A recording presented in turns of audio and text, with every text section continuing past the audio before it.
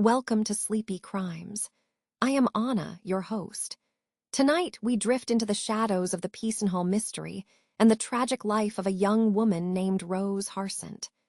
Our journey begins in the early morning hours of June 1st, 1902, in the county of Suffolk, England.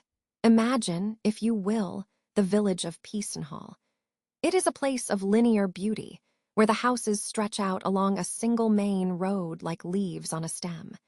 The air here is usually heavy with the scent of the nearby seed drill works and the earthy perfume of the surrounding claylands. But on this particular Sunday, the air carries the lingering dampness of a ferocious midnight storm.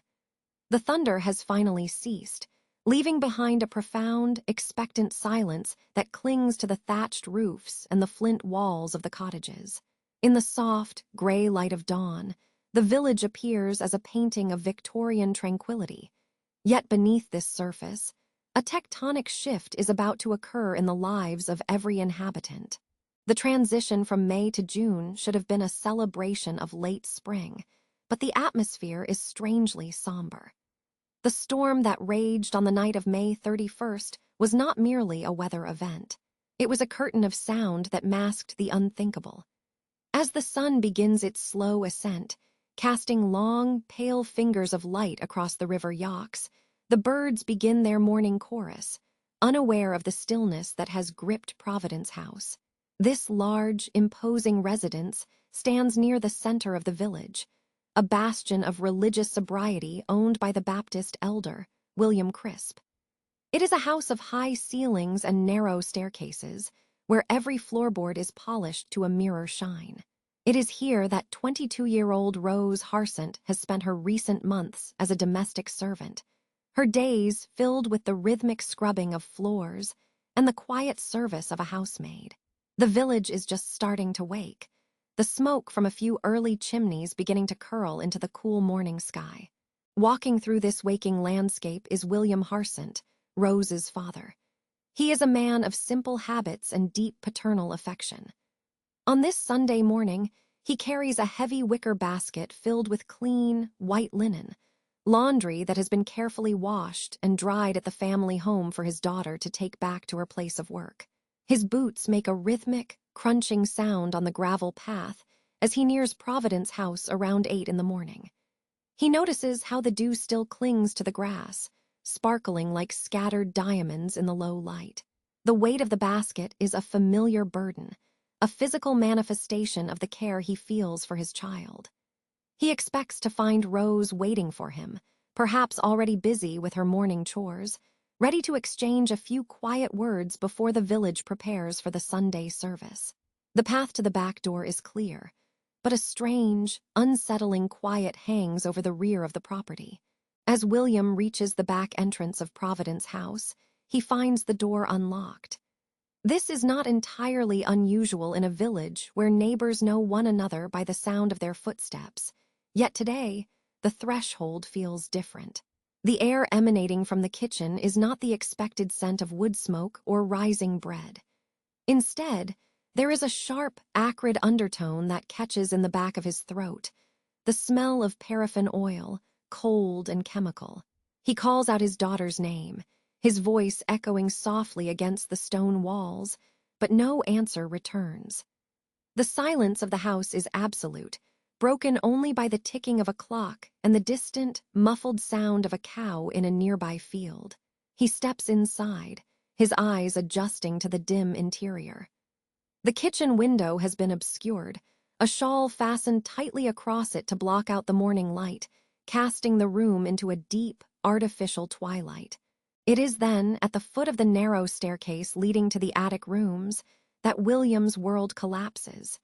He sees a shape on the floor, a pale figure sprawled in a pool of darkness that he slowly realizes is blood.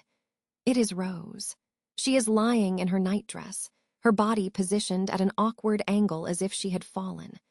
But as he moves closer, the true horror of the scene reveals itself. Her white nightdress is charred and blackened, the fabric eaten away by a fire that had been deliberately set but failed to consume her remains. Her throat has been cut with such terrible force that it spans from ear to ear, and multiple stab wounds mark her shoulders and chest. Near her head lies a broken medicine bottle, the glass shards reflecting the dim light, and the unmistakable stench of paraffin oil rises from her cooling skin. Beneath her, a local newspaper is soaked through, used as kindling in a failed attempt to hide the evidence of this brutal encounter. The shock that pulses through William Harsent is paralyzing. For a moment, time seems to stop, the wicker basket of clean linen slipping from his hands to the floor. The contrast between the pristine, white laundry and the crimson reality before him is too much to bear. He stumbles back, his mind struggling to process the scene. The wounds are so severe that the first thought of the authorities, once they are summoned, will be the impossibility of suicide, though that theory is briefly and strangely entertained. As the neighbors are alerted, and the village constable, Eli Nunn, is called to the scene, the news begins to ripple outward like a stone thrown into a still pond. The peaceful facade of Peasenhall is shattered. How could such violence visit a house of Baptist elders? Who could have entered the kitchen on a stormy night to commit such an atrocity? The details of the room, the fastened shawl, the paraffin, the letters hidden upstairs, begin to whisper of a secret life hidden behind the modest apron of a servant girl. By the time the sun is high in the sky, the village is no longer the quiet sanctuary it was at dawn. Groups of people gather at their gates, speaking in hushed, urgent tones. The shock is not just in the death itself, but in the calculated nature of the scene. The investigation reveals that Rose had been 6 months pregnant at the time of her murder, a revelation that adds a layer of scandal to the unfolding tragedy. The shadow of suspicion begins to drift toward the pillars of the community, specifically toward the chapel and those who walked its halls. The morning that began with the simple delivery of clean linen has ended in the birth of a mystery that will remain unsolved for over a century. The silence of the servant has been replaced by the loud, persistent questions of a village that will never be the same. As we linger in the quiet of Providence House, the weight of the mystery begins to settle, heavy and cold as the Suffolk clay. Providence House stood as a silent sentinel at the heart of Peasenhall, its brickwork weathered by the unrelenting Suffolk winds.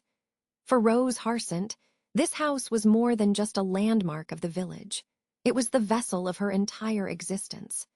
At 22 years of age, her world was measured in the height of polished staircases and the depth of cold wash basins. Each morning began in the gray, pre-dawn light of her small attic room, where the ceiling slanted low over her narrow bed. She would rise while the rest of the village still slept, her feet meeting the chilled floorboards as she prepared to descend the steep, narrow stairs that led directly into the kitchen.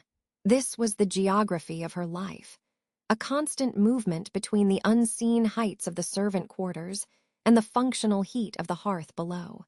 As the housemaid for James and Georgiana Crisp, Rose was the tireless engine of the household. The Crisps were an aging couple, their movements slow and deliberate, leaving the heavy physical labor of their lives to the robust, dark-haired girl they had hired. Rose was the daughter of an agricultural laborer, William Harsent, and she carried the work ethic of the fields into the quiet, middle-class interiors of Providence House. Her hands were rarely still, often stained with the gray of coal dust or the harsh white of lye soap. She moved through the rooms with a quiet efficiency, dusting the heavy mahogany furniture and ensuring the linens were as crisp as her employer's name. Yet, within this routine of service, there was a profound sense of solitude. She was a ghost in the hallways who knew the intimate details of her master's lives, while remaining a complete mystery to them. Her escape, and perhaps her greatest joy, lay across the fields in the neighboring village of Sibton. There, at the primitive Methodist chapel, Rose was more than just a maid. She was a celebrated voice in the choir. The chapel was a place of vibrant community, a stark contrast to the hushed, orderly atmosphere of her workplace. Under the direction of the choir master, William Gardiner, Rose found a sense of belonging that her domestic duties could never provide. Music allowed her to express a vitality that the social hierarchy of 1902 usually suppressed. However, this involvement brought its own shadows. A year prior, the village had been set ablaze with whispers of a scandal involving Rose and the married choirmaster. Two local men claimed to have heard them in the chapel, sharing words far too intimate for a deacon and a servant. Though an inquiry had cleared them, the gossip lingered. In the absolute privacy of her attic room, Rose nurtured hopes that she kept hidden from the prying eyes of the village. She was a woman who sought deep connection and perhaps a bit of excitement in a life otherwise defined by drudgery. Among her meager possessions were letters and verses, some of them sent by local men like Frederick Davis. These were not the polite, formal correspondences expected of the era, but were often filled with a raw, earthy energy that Rose seemed to crave. She was not the passive, fragile figure the Victorian ideal demanded. She was a woman of appetites and aspirations, someone who dared to imagine a life where she was the protagonist rather than a supporting character in someone else's home. These letters, tucked away in the shadows, were a testament to a secret world she had built for herself, a world of illicit meetings and whispered promises. By the spring of 1902, the weight of these secrets had grown almost too heavy to bear. Rose was 6 months pregnant, a condition she managed to conceal with the clever arrangement of her heavy aprons and the stoic silence of her nature. Imagine the quiet terror of those months, the way she must have calculated every movement to avoid detection, watching the changing of the seasons with a sense of impending reckoning. She was a young woman standing on a precipice, her hidden hopes now entangled with a reality that could lead to her absolute ruin. The social hierarchy that kept her in the attic also kept her isolated in her fear. There was no one in Providence House she could turn to, no one in the village she could trust with the truth. Her only solace remained the chapel and the mysterious correspondence that continued to find its way to her door. As the 31st of May arrived, the atmosphere in Peasenhall shifted. A summer storm was gathering on the horizon, the air thick and heavy with the scent of approaching rain.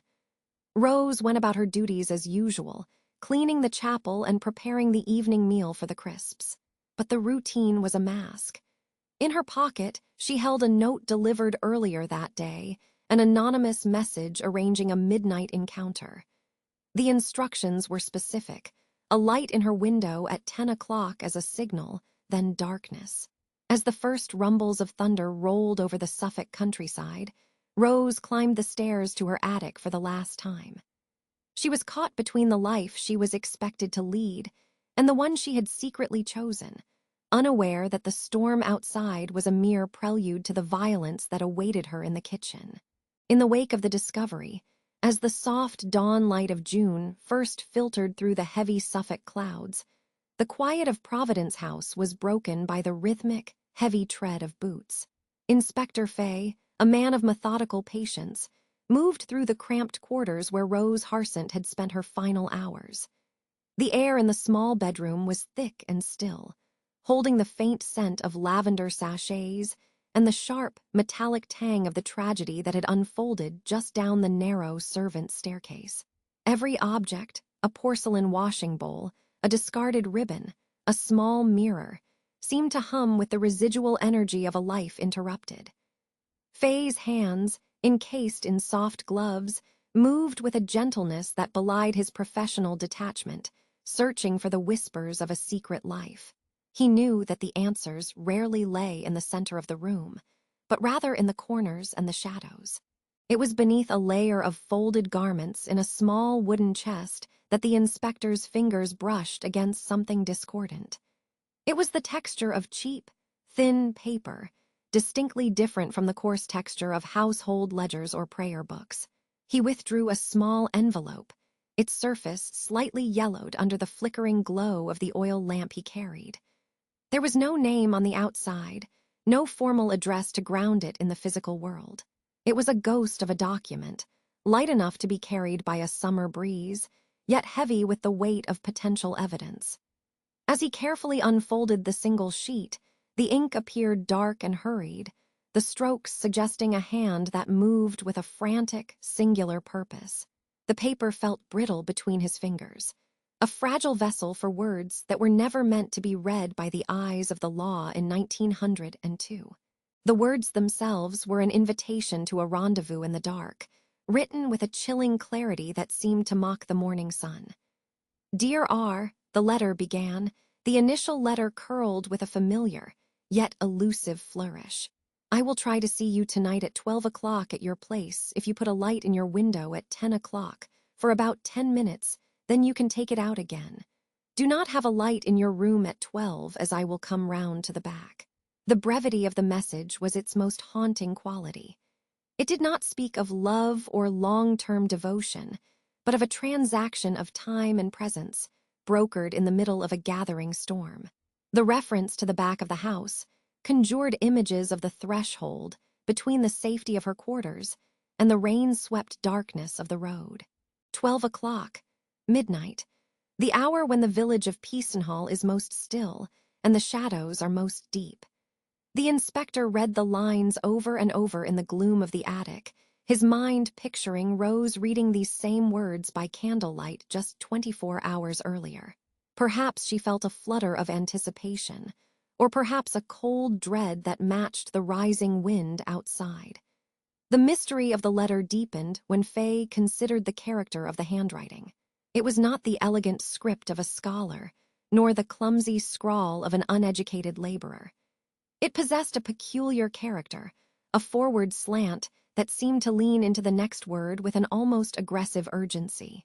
Forensic experts would later point to specific traits, like the way certain letters were formed with a distinct, broken-backed shape that was rare among the common folk of the village. This specific trait began to cast a long, dark shadow across the parish, stretching toward a man of standing and supposed piety. The ink was a deep, midnight blue, the kind used in professional offices and counting houses, not the watered-down fluid found in the humble cottages of the poor. As Faye compared the letter to samples of writing found in the parish records, a chilling similarity began to emerge. The curves of the letters matched those of a man Rose had known well, a man who taught in the Sunday school and held a position of respect within the primitive Methodist chapel. The realization hung in the air like a thick fog, turning the investigation from a search for a wandering stranger into a scrutiny of the village's own heart. This letter penned in shadow transformed the narrative of Rose's final night into one of planned betrayal. The ink on that thin paper became a map of a secret life, a trail that led directly to the doorstep of William Gardiner, the local choir master. Every stroke of the pen, every drop of midnight blue ink, whispered of a midnight encounter that had turned from a quiet conversation into a desperate struggle for life in the heart of a summer storm. The investigation was no longer just about a crime. It was about the unraveling of a man's reputation, written in his own hand, discovered in the silence of a dead girl's room. The shadow of the letter was long, reaching out to touch everyone in the village of Peasenhall. It was a fragment of truth found in the darkness, a promise of a meeting that ended in the silence of the grave, leaving behind only the cold, hard evidence of ink on paper. The village of Peasenhall was a place where industry and faith walked hand in hand, often embodied by the same men. At the center of this social clockwork stood William Gardiner. He was a man of significant stature, not just in his physical presence, but in the weight his name carried across the cobblestones and through the factory gates. As a foreman at the Smythe and Sons drill works, he was the master of order, the one who saw to it that the heavy iron machinery hummed with the precision of a well-kept watch. He was a man in his middle years, with a face that seemed carved from the very discipline he demanded of his workers. To see him walking through the village was to see the very picture of Victorian stability. His boots were always polished to a dull shine, and his stride was that of a man who knew exactly where he was going and exactly what was expected of him by both his neighbors and his God. The air around him seemed to carry the scent of metal filings and old wood. the honest smells of a man who earned his bread through diligence and oversight. On Sundays, the foreman's coat was set aside for the solemn attire of a preacher at the primitive Methodist chapel. Here, within the modest, unadorned walls of the house of worship, William Gardiner's voice found its true power. It was a voice that could roll like distant thunder over the congregation, urging them toward righteousness and warning them of the snares laid by the adversary. He was a pillar of the church, a man who led the choir with a rhythmic intensity that left no room for stray notes or wandering thoughts. The villagers would look up at him in the pulpit, bathed in the soft, dusty light filtering through the windows, and they saw a man of unimpeachable character. He spoke of purity, of the sanctity of the home, and of the heavy burden of sin. To the people of Peasenhall, he was the moral compass of their community, a man who not only preached the word but lived it in every public action. The chapel was his fortress, a place where his reputation was forged in the fire of his own oratory, making it hard for anyone to imagine that a shadow could ever fall across his path. Beyond the factory and the chapel lay the quiet domesticity of his home at number 7, Valley Terrace. It was a modest brick cottage, shared with his wife Georgina and their 6 children. The house was a portrait of order, a reflection of the man who headed the household. Inside, the fire burned low in the grate, casting long, flickering shadows against the walls where religious tracts and family portraits hung in perfect alignment. Georgina was a woman of quiet strength, a wife who moved through the village with a reserved dignity that matched her husband's standing. Together, they represented the ideal of a Christian family, a unit bound by duty and devotion. The children were well-behaved, seen at the chapel in their Sunday best, their presence a testament to the firm but fair hand of their father. It was a life built on the foundations of respectability, a polished surface that reflected only the light of the sun and the glow of the hearth. There was a rhythm to their days, a predictable cadence of work, prayer, and rest that seemed entirely insulated from the darker currents of human nature. Yet, if one looked closely at the history of this polished man, there was a faint, jagged line where the surface had once cracked. It was a moment from the year 1901, a summer that had carried a different kind of heat to the village. Rumors had begun to circulate, whispers that spoke of William Gardiner and the young servant girl, Rose Harsent, being seen together in a place they should not have been. It was called the doctor's shop, a small, secluded shed used for storage. 2 men, neighbors with eyes perhaps too keen for their own good, claimed to have seen the preacher and the girl in a compromising position under the cover of a gathering dusk. The scandal threatened to tear through the fabric of the chapel like a gale. A formal inquiry was held by the church elders, a solemn gathering where the weight of Gardiner's reputation was weighed against the word of the witnesses. In that hushed room, William Gardiner had stood his ground with the same unwavering intensity he used in the pulpit. He denied everything with a conviction that shook his accusers, and ultimately, the elders found the evidence lacking.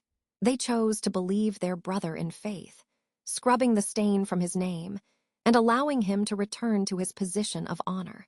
But a stain, even when scrubbed, often leaves a phantom ring behind. When the news of Rose's brutal end began to seep through the village in the early hours of June, 1902, that old ghost began to stir. The polished reputation that William Gardiner had worked so hard to maintain was suddenly under a new, much harsher light. People remembered the doctor's shop. They remembered the way he had looked at the choir, and they remembered the intensity of his denials. Now there was a letter, a scrap of paper found near the broken body of the girl, a letter that seemed to bear the hallmarks of his own hand. The contrast was staggering. On one side was the foreman, the preacher, the father, the man who stood for everything decent in Peasenhall. On the other was the image of a man who walked through the rain and the mud of a summer storm to meet a girl in the dead of night, carrying a blade and a heart full of desperate secrets. The village was paralyzed by the dissonance. How could the voice that sang the loudest hymns be the same voice that might have whispered threats in the dark. The atmosphere in the village became heavy, like the air before a great storm. Every time William Gardiner stepped out of his door, he felt the weight of 100 gazes. These were no longer looks of pure admiration, but of a deep, gnawing curiosity. People watched the way he moved, looking for a slip in his composure, a tremor in the hands that had once guided the factory's machines with such certainty. The police were beginning to ask questions that did not fit the narrative of a holy man. They were looking at the timeline of that rainy night, the movements of a husband while his wife slept, and the proximity of his home to the scene of the crime. The polished veneer was being tested as never before, not by church elders this time, but by the cold, impartial machinery of the law. As the sun dipped below the horizon, casting long, reaching shadows over Valley Terrace, the preacher found himself in a sanctuary that felt more like a cage, waiting to see if the world he had built would stand or shatter under the weight of the truth. The day of May 31st, 1902, began with an oppressive, sticky heat that seemed to glue the very air to the cobblestones of Peasenhall. By late afternoon, the village was bathed in a strange, bruised light, as if the sky itself were preparing for a struggle. Rose Harsent, just 22 years old and a servant at the grandly named Providence House, moved through her chores with a heavy heart and an even heavier secret.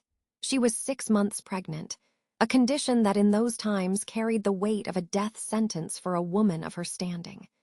As she polished the silver and tended to the needs of her employers, William and Georgiana Crisp, she must have felt the eyes of the village upon her, even when she was alone. The atmosphere in the house was stifling, not just from the humidity, but from the unspoken tension that had been brewing for months. Outside, the birds had stopped singing, replaced by the low, distant rumble of thunder that signaled the end of the long drought. It was a sound that promised relief from the heat, but for Rose, it was the opening note of a final, tragic symphony. In the quiet sanctuary of her small attic room, Rose had a piece of paper that held the power of a summoning spell. It was an anonymous note, written in a hand that many would later claim to recognize. The instructions were precise and clandestine. It told her to place a light in her window at 10 o'clock for exactly 10 minutes as a signal. If the coast was clear, she was to extinguish the flame and wait. At the stroke of midnight, her mysterious visitor would come to the back door, away from the prying eyes of the main road. We can imagine Rose standing there in the fading twilight, clutching that scrap of paper, her fingers tracing the ink. Did she feel a sense of hope, believing that the father of her child was finally coming to offer a solution? Or was it a cold, creeping dread that made her shiver despite the warmth?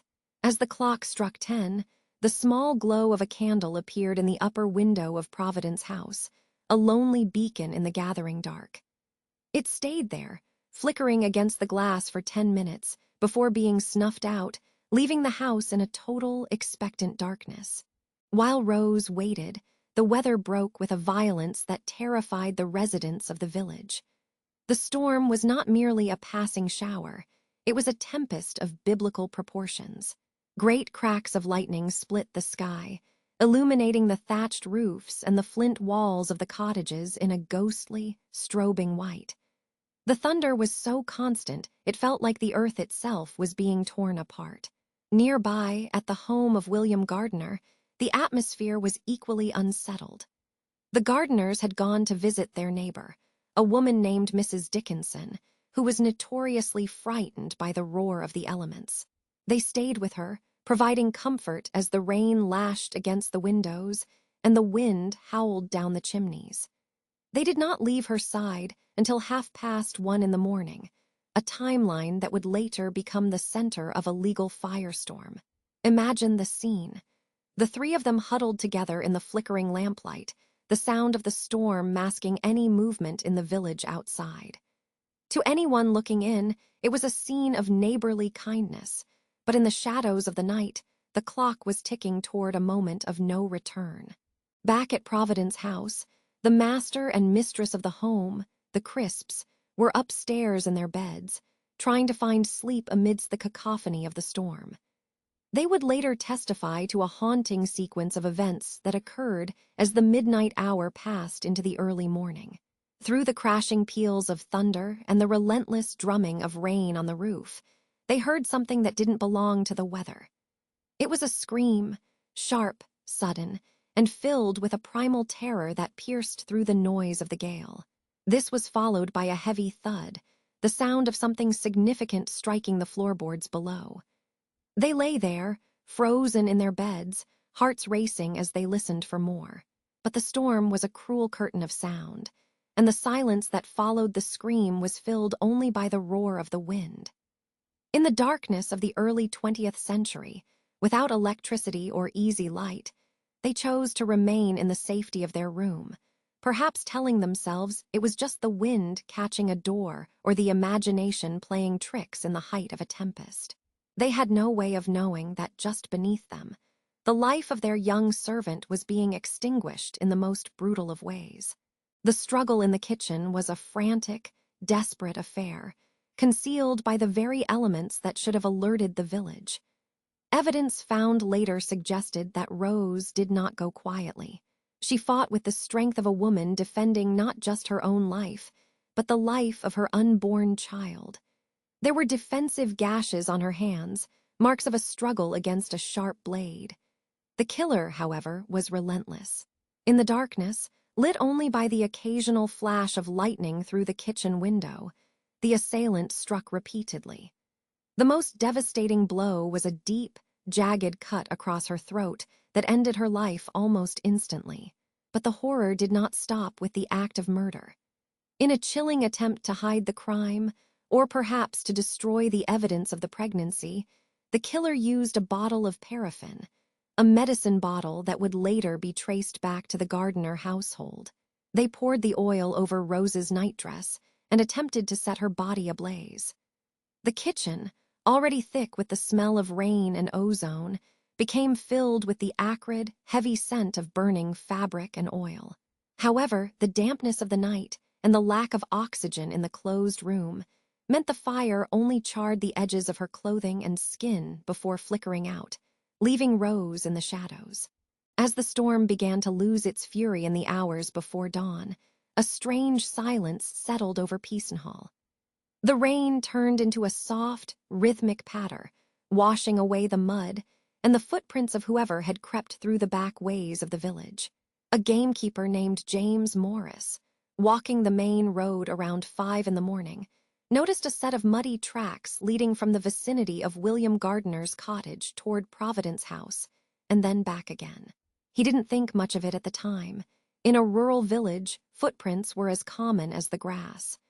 But these tracks, pressed into the fresh mud by the midnight rain, were the silent witnesses to a journey of violence.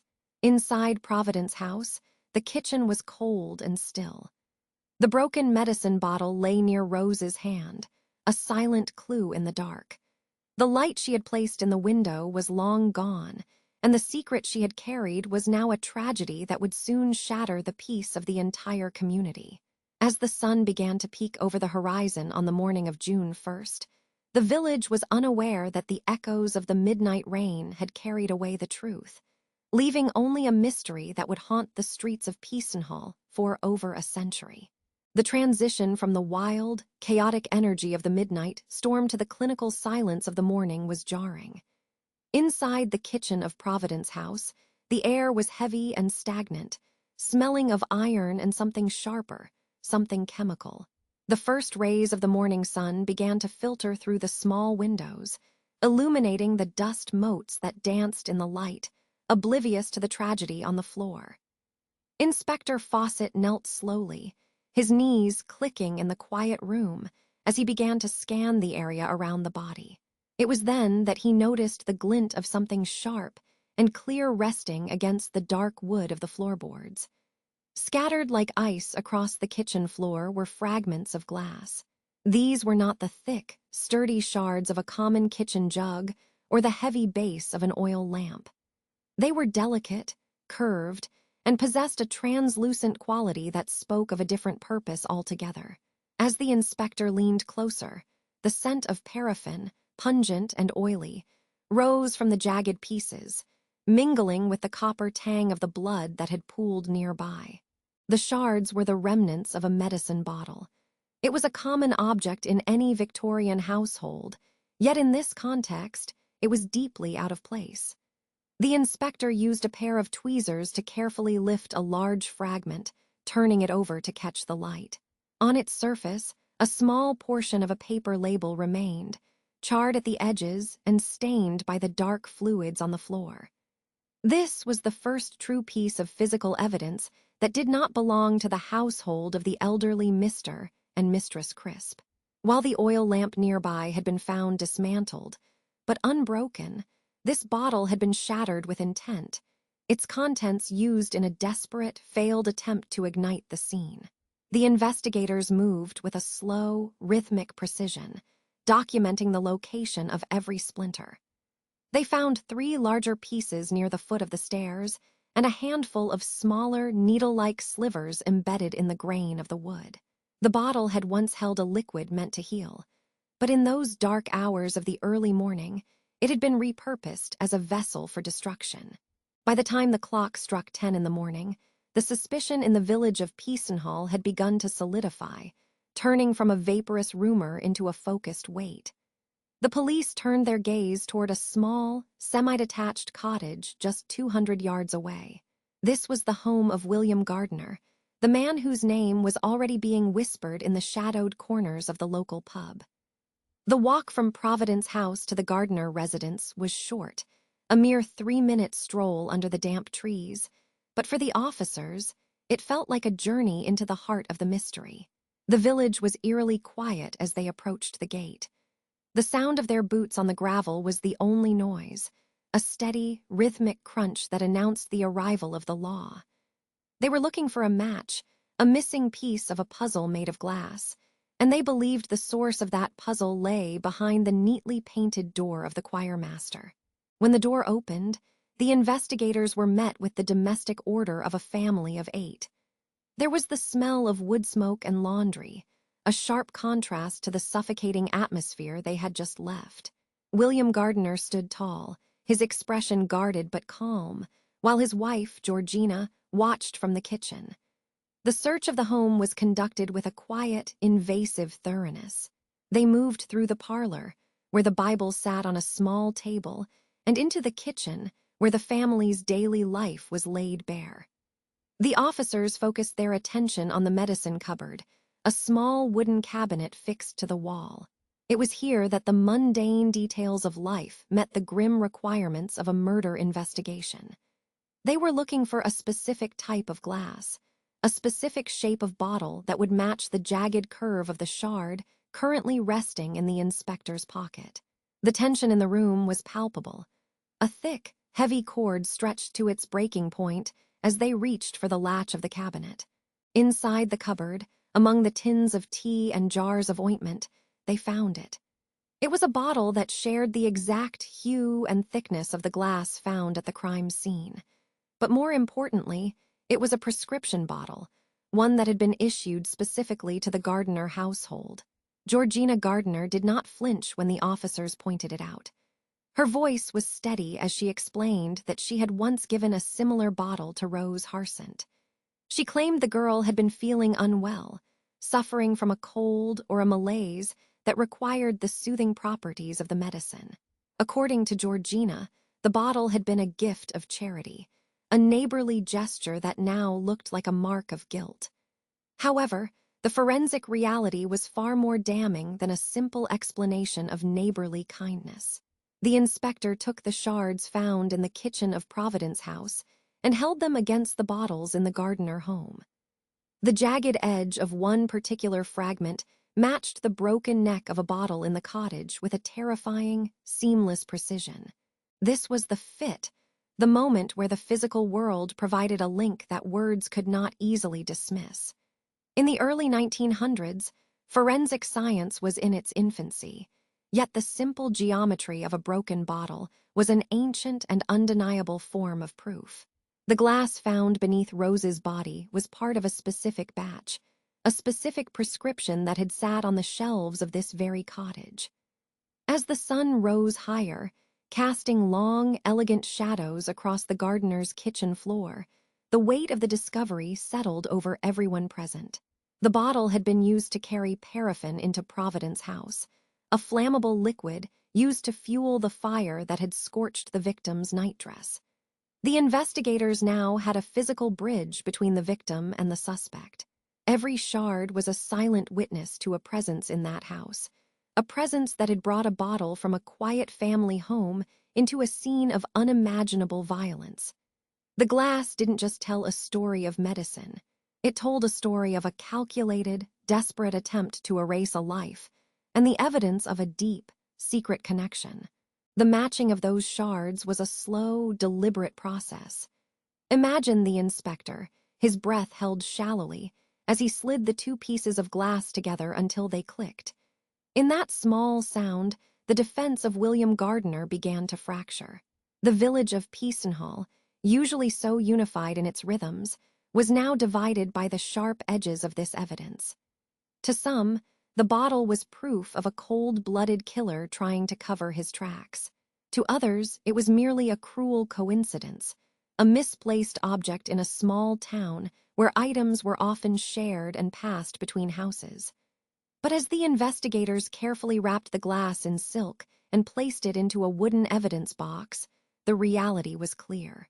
The storm had washed away the footprints in the mud, but it could not wash away the chemistry of the glass or the smell of the paraffin that lingered on the broken fragments. The accusations were no longer just whispers in the wind. They were as hard and as sharp as the glass itself, cutting through the respectability of the Gardiner name and leaving a mark that would never truly be cleaned away. The medicine bottle, with its distinct label for Mrs. Gardiner's children, acted as a silent bridge between the blood-stained kitchen floor and a household situated just a few hundred yards away. To understand why this small vessel of glass carried such weight, we must look beyond the liquid it once held and toward the man who headed that household. William Gardiner was not merely a neighbor in the village of Peasenhall. He was a pillar of the community, a foreman at the local seed drill works, and a prominent leader within the primitive Methodist chapel. He was a man of high standing, a father of 6, and a husband to Georgina. But beneath this heavy veneer of Victorian respectability, a seed of doubt had been planted in the village mind a full year before Rose Harsent's life was cut short. The air in a small village like this is never truly still. It is always carrying the weight of what people think they know about their neighbors. Imagine the village of Peasenhall in the late spring of 1901. It is a place of narrow, winding lanes and long, inherited memories. In May of that year, the air was sweet with the scent of blooming hawthorn and damp earth, but the atmosphere inside the chapel was thick with a different kind of tension. Rose Harsent, 22 years old and possessed of a spirit that many found far too bold for a domestic servant, was a dedicated member of the choir.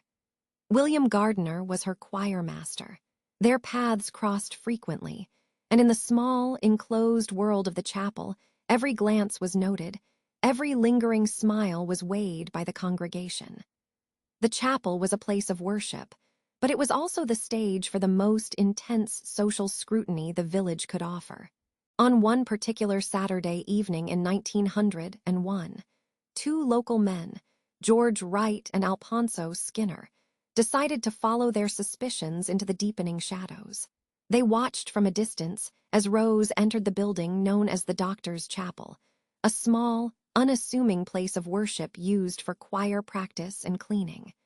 A few moments later, they observed William Gardiner surreptitiously follow her inside. The night was profoundly quiet, the kind of stillness that invites the curious to linger.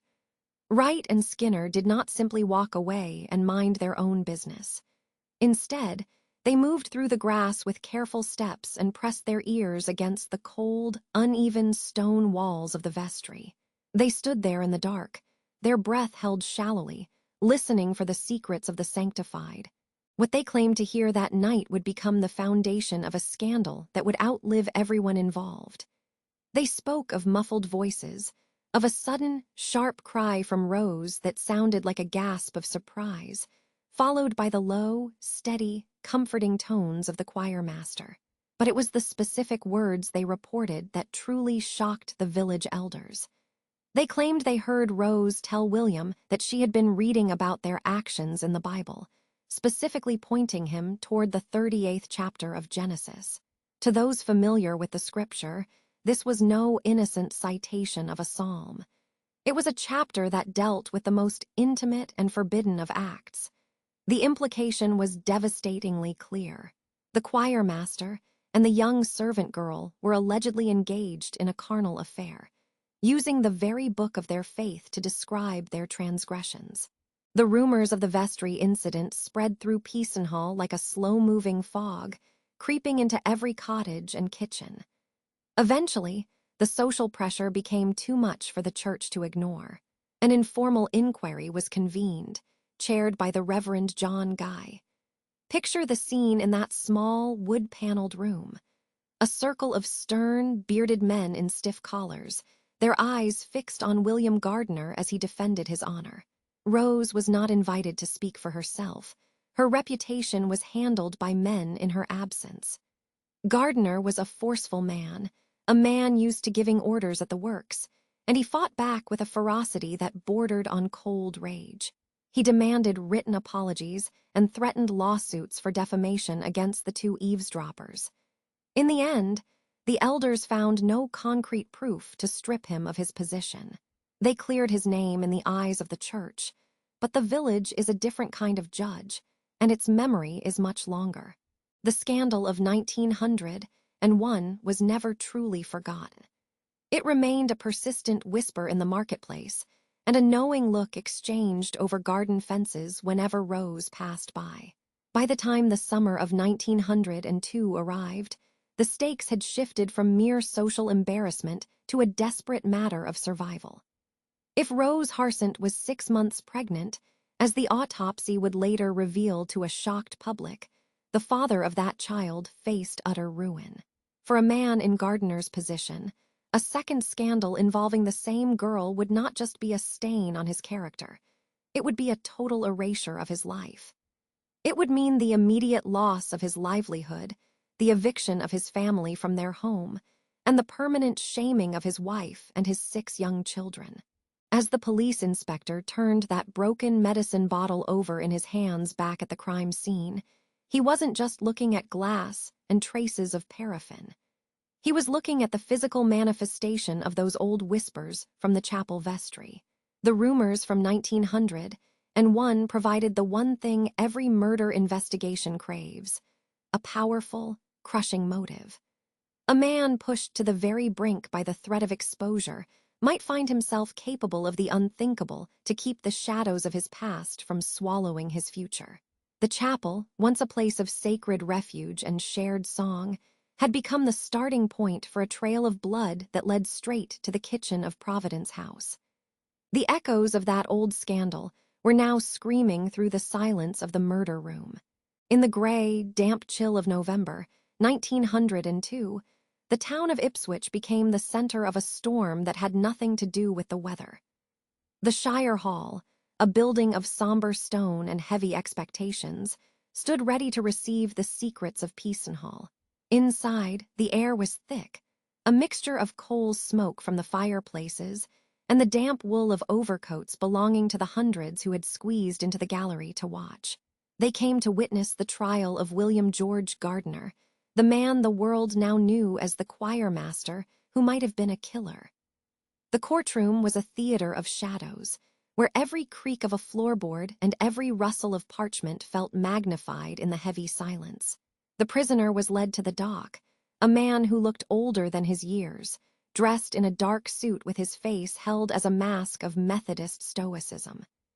Behind him, the village he called home was divided, but here, under the gaze of the 12 men in the jury box, the truth was supposed to be singular and final. The prosecution was led by a man whose name carried its own literary weight, Henry Fielding Dickens, the son of the great novelist Charles Dickens. He possessed a voice that was both commanding and melodic, a tool he used to weave a narrative of deep betrayal and cold-blooded intent. He spoke with a measured pace, his words falling like heavy raindrops on a tin roof. He described a calculated deception, painting a picture of a man of God leading a double life. Across from him sat Ernest Wilde, the defense counsel, a man of sharp wit and an even sharper tongue, ready to dismantle the Crown's case piece by piece. The atmosphere was one of strained politeness. A veneer of legal decorum stretched over the raw, visceral emotion of the gallery. As the trial began, the light from the tall windows began to fade, casting long, skeletal shadows across the evidence tables. There, sitting in the dimness, was the broken medicine bottle, a jagged piece of glass that had once held healing remedies, but was now a silent witness to a violent end. The faint, biting scent of paraffin seemed to haunt the room as the prosecution presented that broken bottle. It was a mundane object, the kind found in any Victorian pantry, yet its presence at the foot of the stairs in Providence House was inexplicable. It had been prescribed to the Gardiner household for their own children, a fact that even the defense could not deny. Dickens held the fragment up, the glass catching the flickering orange light of the gas lamps. He spoke of the charred nightdress, the desperate attempt to burn away the evidence of a life stolen, and the oil that had been used to fuel those flames. The jury watched, their faces unreadable in the half-light of the late afternoon. The defense countered with the testimony of Georgina Gardiner, William's wife. Her voice was a steady thread in the courtroom, a wife's unwavering support. She claimed she had given that very bottle to Rose herself, filled with camphorated oil for a persistent cold. It was a simple explanation, a gesture of neighborly kindness, yet it hung in the air, competing with the prosecution's darker theory. The truth was becoming a maze of domestic details and deadly intentions. Then came the letters. 3 pieces of paper that had been tucked away in Rose's bedroom, one of them discovered inside a buff-colored envelope. The words were read aloud to the court, the Victorian phrasing masking a desperate and dangerous urgency. "Dear R," the voice of the clerk intoned, "I will try to see you tonight at 12 o'clock at your place." The letter spoke of a silent signal, a light in the window at 10 for 10 minutes, then darkness. It was a choreography of a secret tryst, a plan for a midnight meeting that ended in a throat being cut from ear to ear. Handwriting experts were called to the stand, men who spent their lives squinting at the loops of an L or the cross of a T. One expert swore the hand was Gardiner's, a perfect match for his ledger entries at the seed drill works. But the defense brought their own experts, men who saw only differences where the others saw similarities. In the minds of the 12, the ink began to blur. Was it the hand of a lover, or a cruel forgery meant to ruin an innocent man's life? The tension reached its peak when the ghosts of the past were summoned. The 2 young men, Alphonso Skinner and George Wright. They spoke of a night a year prior, standing outside the doctor's chapel, eavesdropping on a conversation that was never meant for the ears of the village.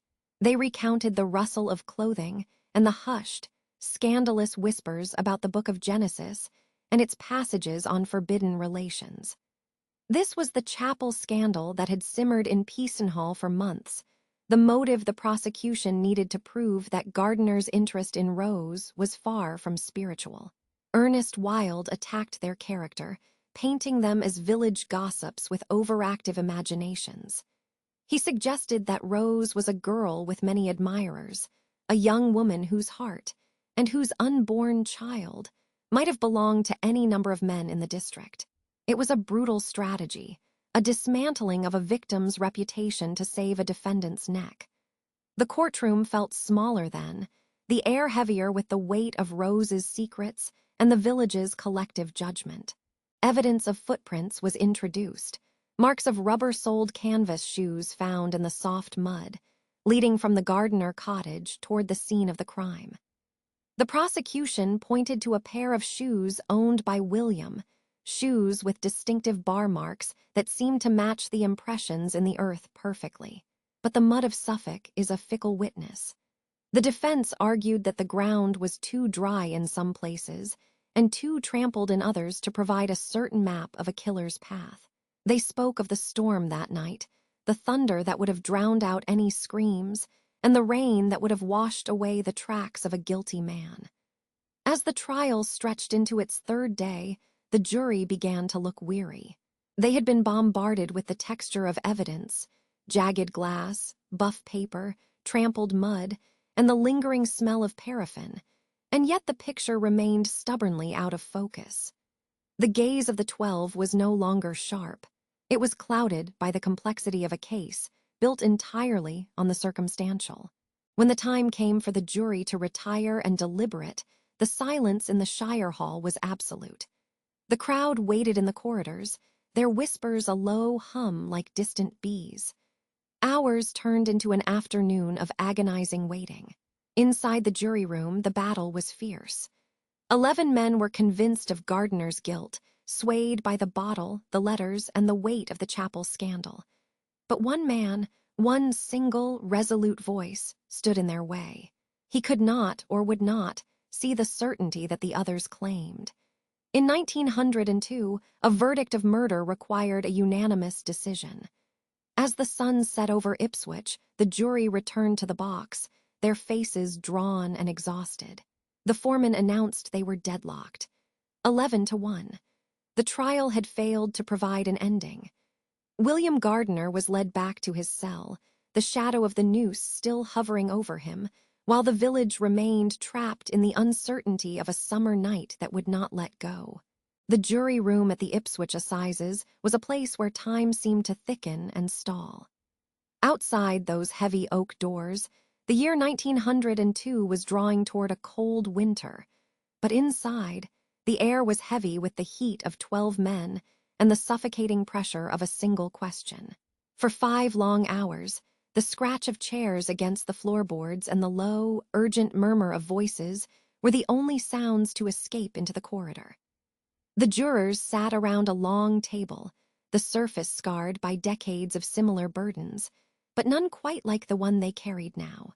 They were tasked with deciding the fate of William Gardiner, a man who represented the very pillars of their society, a foreman, a father, and a leader in the primitive Methodist chapel. To convict him was to tear a hole in the fabric of the village of Peasenhall. Yet the evidence they had spent days reviewing was like a shadow that refused to be chased away. On the table before them lay the physical remnants of a tragedy. There was the broken medicine bottle, its jagged edges catching the flickering light of the gas lamps. It still carried the faint, sharp scent of paraffin, a smell that had become synonymous with the death of Rose Harsent.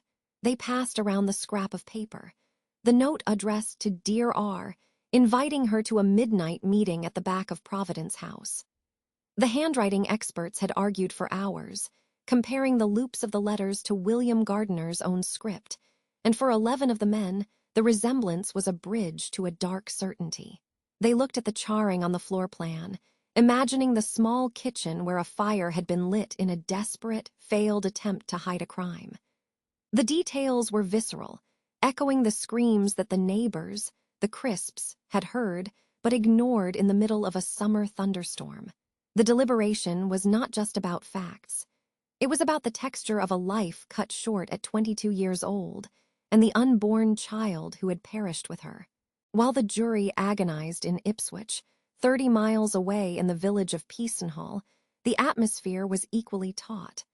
The community had become a house divided by doubt and dogma. At the seed drill works where Gardiner was a foreman, men worked in a silence that was brittle and defensive. The village was no longer a single entity, but a collection of factions. On one side stood the members of the primitive Methodist chapel, who viewed the accusations as a direct assault on their faith and their most respected brother. They whispered of a conspiracy, of jealous neighbors like George Wright and Alphonso Skinner who had spied through the chapel windows a year prior. To them, Gardiner was a victim of malicious gossip. On the other side were those who felt the weight of Rose's absence, the domestic servant who had been vibrant and perhaps a little too free-spirited for the rigid expectations of Suffolk society. Neighbors who had once shared tea now avoided eye contact across the narrow lanes, and the local pubs were thick with a tension that threatened to boil over into violence. Back in the deliberation room, the divide had narrowed to a sharp, painful point. 11 men were convinced of Gardiner's guilt. They saw a clear path from the illicit affair to the panicked murder of a woman who was 6 months pregnant with his child. But one man sat apart. He was the lone holdout, a single voice that refused to join the chorus of conviction. Perhaps he was moved by the defense's argument that the evidence was merely circumstantial, or perhaps he shared Gardiner's religious convictions and could not fathom such a fall from grace. The other 11 circled him, their voices rising and falling in waves of persuasion and frustration. They pointed to the bottle that belonged to Gardiner's wife. They pointed to the handwriting. They pointed to the lack of any other credible suspect. Yet the lone juror remained unmoved. The law required a unanimous verdict, and as the hours turned into the evening of November 10th, 1902, the realization began to sink in that they were at an impasse. The silence that followed was the heaviest of all. When the jury finally filed back into the courtroom, the crowd in the gallery held its breath. The air was thick with the scent of damp wool and old paper. William Gardiner stood in the dock, his face a mask of pale composure, his eyes searching the faces of the 12 men who held his life in their hands. The foreman stood, and when the clerk asked if they had reached a verdict, the answer fell like a stone into a deep well. They had not. The judge, Sir William Grantham, looked down at them with a mixture of sternness and resignation. An 11-to-1 split meant the trial was over, but the case was far from resolved. A mistrial was declared. The relief that washed over Gardiner's supporters was momentary, quickly replaced by the grim knowledge that this was merely a stay of execution. The prisoner was led away, not to freedom, but back to his cell to wait for a second chance at justice, while the family of Rose Harsent was left with the hollow ache of a story without an ending. The deadlock left Peasenhall in a state of suspended animation. The first trial had not lanced the wound of the murder, it had only made it fester. As the village prepared for the coming winter, the shadow of Providence House loomed larger than ever. Everyone knew that a second trial would begin in January of 1903, and the cycle of testimony, rumor, and hatred would begin all over again. The evidence would be polished, the lawyers would sharpen their arguments, and the village would remain fractured, a community where trust had been murdered alongside the young girl in the kitchen. For now, there was only the cold, biting wind of the Suffolk coast and the unanswered questions that drifted through the dark streets like ghosts. The scales of justice remained perfectly, agonizingly level, and the truth remained buried beneath the floorboards of a house that could no longer find peace. As the calendar turned from 1902 into the biting frost of January, 1903, the shadow over the village of Peasenhall did not lift. Instead, it migrated. The focus of the tragedy shifted away from the quiet, blood-stained kitchen of Providence House and into the grand, imposing halls of the Shire Hall in Bury St. Edmunds. The air in the courtroom was different now, heavier perhaps, with the weight of expectation. Everyone present knew the stakes. A man's life hung in the balance for the second time, and the ghost of Rose Harsent seemed to linger in the corners of the room, her story told and retold until the words themselves began to feel like a well-worn shroud. The floorboards of the gallery creaked under the weight of a public that had become obsessed with the case, their damp wool coats releasing a faint, earthy scent as the heat of the crowded room rose to meet the cold drafts from the high windows. The prosecution, once again led by Henry Dickens, the son of the great novelist, moved with a desperate kind of precision. He knew that the first trial had failed to provide the finality the Crown desired, and so he leaned into the evidence with renewed vigor. On the evidence table sat the same objects that had haunted the previous proceedings. There was the medicine bottle, that jagged, broken piece of glass that had once belonged to the Gardiner household. It looked smaller somehow, less significant under the flickering gaslights, yet it remained the most tangible link between the accused and the victim. Beside it lay the singed scrap of newspaper and the letters, those mysterious, suggestive notes that spoke of midnight meetings and signals in the window. The prosecution handled these items with a rhythmic repetition, a cycle of proof that felt like a ritual. They were trying to weave a net out of shadows, hoping that this time, the gaps in the testimony would finally close. But the cycle of evidence was interrupted by a new voice, a ripple in the predictable flow of the trial. A young man named Frederick James Davies, only 20 years of age and a neighbor to Rose, was called to the stand. The room fell into a deep, expectant silence. He spoke of the letters, those same letters that the prosecution claimed were the work of William Gardiner. Frederick testified that he had written some of the poems and correspondence himself, claiming that Rose had asked him to do so. This revelation was like a sudden gust of wind in a closed room. It introduced a new layer of doubt, a different hand holding the pen that had guided Rose toward her fate. The defense seized upon this, painting a picture of a young woman who had many suitors and many secrets, suggesting that the prosecution's tunnel vision on Gardiner had blinded them to other possibilities. The image of the singular, predatory master was beginning to blur into a more complex map of village life. As the days of the second trial stretched on, the atmosphere became one of exhaustion. The witnesses were the same. The neighbors who had heard the storm, the doctors who had measured the wounds, and the experts who had debated the slant of a letter G or the curve of a Y.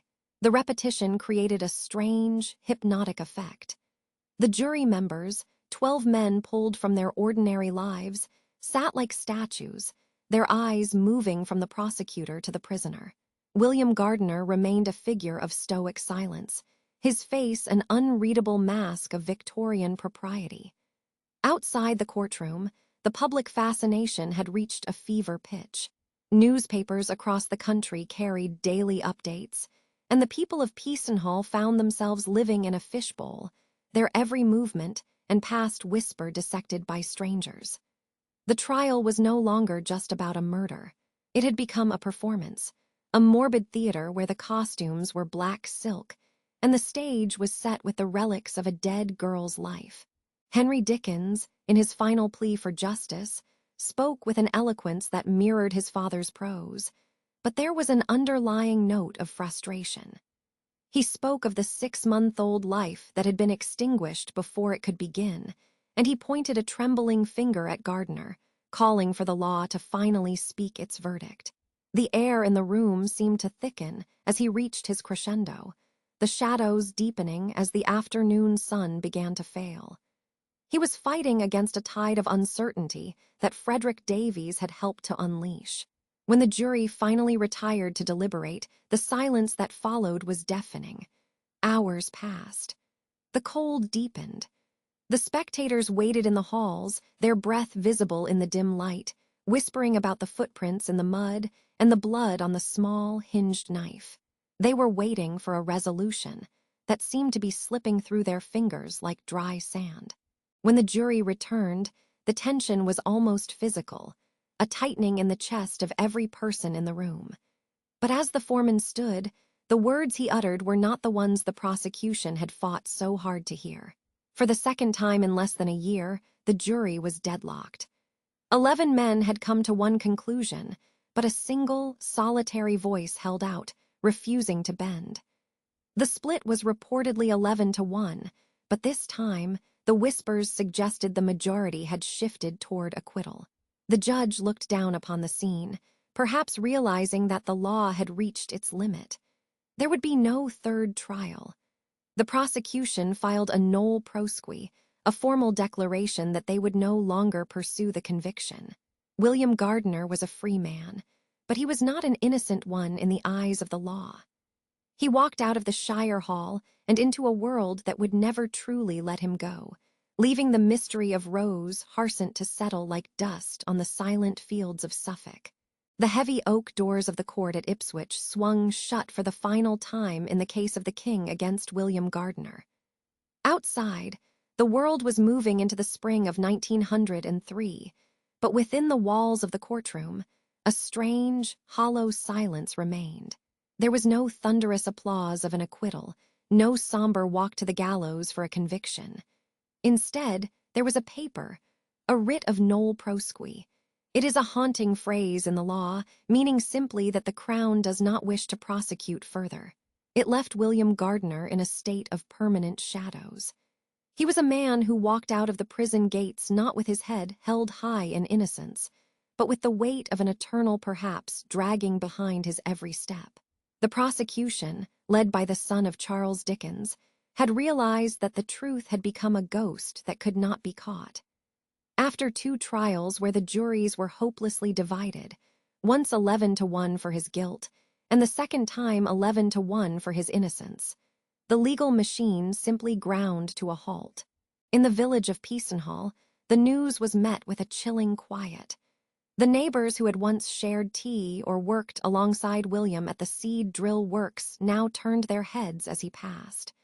The rumors did not dissipate. They solidified into a permanent mist that seemed to cling to the low-lying fields of Suffolk. Every time William walked past Providence House, the windows seemed like vacant eyes watching him. The attic window, where a candle had supposedly burned to signal a lover, was now dark and empty. The kitchen where Rose Harsent's life had ended in blood and paraffin was scrubbed clean by the hands of strangers. But the scent of that night, the metallic tang of iron and the sharp, oily smell of fuel, seemed to linger in the very floorboards for years to come. The villagers whispered behind closed doors, their eyes following the man who had been the pillar of their chapel, wondering how much of the devil lived beneath his Sunday coat. By 1904, the tension became unbearable for the Gardiner family.